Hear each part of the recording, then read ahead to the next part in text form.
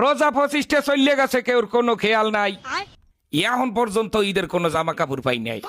না মামুরা দেশে, না চাচারা দেশে, না বড় ভাইরা দেশে। অকুলে রাকিব পের কেনা শেষ, রনির কেনা শেষ, কাউসারের কেনা শেষ, হগল দুন্নের সবার কেনা শেষ।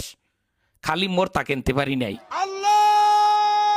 সারা বছর আমি গতবারের দুগ্গা জামাই দিয়ে কাটাই দিস। দুগ্গা জামা, দুগ্গা জামাই দিয়া একটা বছর আপনারা কেউ কাটাইতে পারতেন না? আমারে কয়েন আপনারা কেউ পারতেন? এখন আমার গায়ে যে জামাগুয়া এইটার ক্যাতকুলি সিরা এবং এমন কায়দায় সেরছে যে মানের সামনে বই আমার হাত জাগাইয়া যে আমার মাথা চুলকামু হ্যার উপায় নেই, হেলে ক্যাতকুলিসি নেইবে। এবং পেন্দনের যে প্যান্ডা সবাই জানেন ফুটপাতে কিনছি, এই প্যান্ডার মধ্যে 19-20টা তালি, সিরা প্যান্ট সেলাই করিয়ে তালি দিয়ে হেয়ার পর হিন্দি। আমি আমার বাপ মা, আত্মীয় স্বজন, বড় ভাই ব্রাদার, মামু খালু, বোন বোনাই যারা আছেন সবাই কাছে হাত জোর করিয়ে কই গেলাম, 27 রোজার মধ্যে যদি আমার কেনাকাটা না করিয়ে দেন বোঝেন, হ্যালে এবছর ঈদে আমি কোনো জামা কাপড় পিনবো না।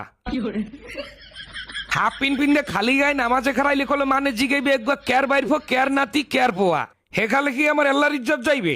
গেলে কলো সবাই ইজ্জত যাইবে। আমি ভালো করে বলি, আবারও শোনেন।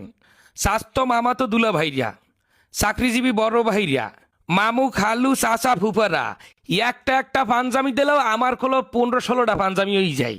আপনারা জানেন কিনা জানি না, আমার বাপেরা তাহলে 3টা গরু আছে। যদি 27 রোজার মধ্যে আমার কেনাকাটা না করিয়ে দেওয়া হয়, হ্যালো ওই গরু আমি রাখতে হরমুখী। ওই গরু আমি আডে উড়াইয়া বেচছে পেটটা ভরিয়ে খামু। বন্ধু বান্ধব লইয়া ববের খাওয়া খাইয়া মার্কেটে যাই, কিন্তু সবটা মার্কেটে খরচ করবো। আপনারা অনেকেই কইতে পারেন যে এটা অসম্ভব কাজ, কিন্তু অসম্ভবকে সম্ভব করা অনন্ত জলিলের কাজ, এটাও আপনাকে মাথায় রাখতে হইবে।